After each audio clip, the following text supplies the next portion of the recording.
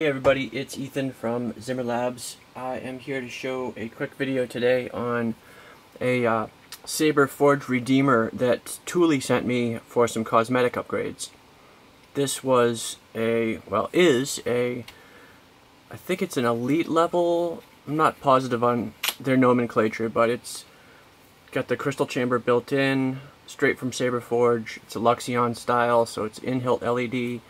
It's a pretty nice overall build. I like the build quality of it, but Touly was not happy with the finish, so he sent it to me to have it polished up and to correct some coloring issues to make it a bit more screen accurate.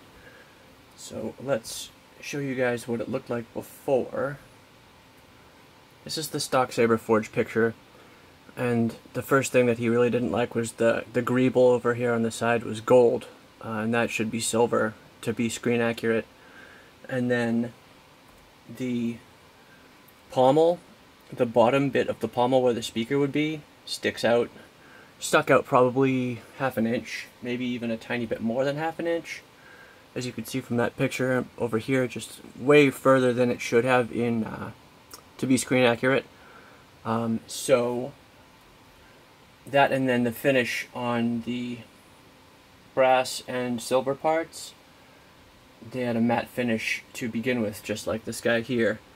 So what he wanted me to do was to polish it up and address this greeble and to shorten the pommel here. So that's exactly what we did, and I'm really happy with the way it came out. I did a light polish on all the silver and brass parts, so now it is nice and shiny, but not overly polished. You don't want to over polish things, because by its nature, when you're polishing something, what you're doing is you're taking away metal. So you don't want to overdo it, because then you get gouges and different imperfections.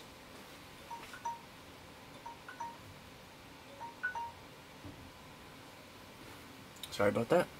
You get issues with the finish being inconsistent. So the idea is to polish it so it's nice and shiny, but to do it while taking off the least amount of metal possible.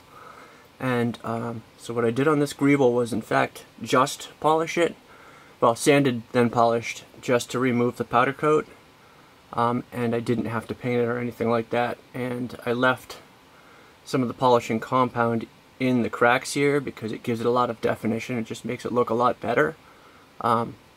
If you're not happy with that, you can just take a Q-tip or a toothpick and just poke that stuff. It'll come right out. But if you leave it alone, it won't come out. And it looks nice. I think it looks really good like that. Redid the copper color on this. Redid the copper color up here on the neck. Polished the brass. And again, like I said, polished the silver sections. And then I machined down this pommel. I took about a 1/4 of an inch off of it, which means I also had to take a 1/4 of an inch off the thread section here. Well, I'm not going to unscrew it because I can't get a grip on it with these gloves, but the threaded section of this had to be shortened as well, so that when it screwed in, it would go all the way in. Otherwise, it only screwed in and stuck out 1/4 inch. And then, lastly, I built a blade for him. This is a Corbin style blade. Ranger's blade. It's got a really nice look to it. Nice and consistently bright. It's hard to see, it's hard to tell on video, on camera, exactly what it looks like, but it's pretty evenly lit from top to bottom. Like all Luxions, you get a little bit dimmer towards the top. So unless you're rocking a tri-cree or a quad-cree, that's always going to happen no matter what you do. But the blade itself looks pretty spectacular in person. I did a bullet tip for him, that's what he likes. And that's about it.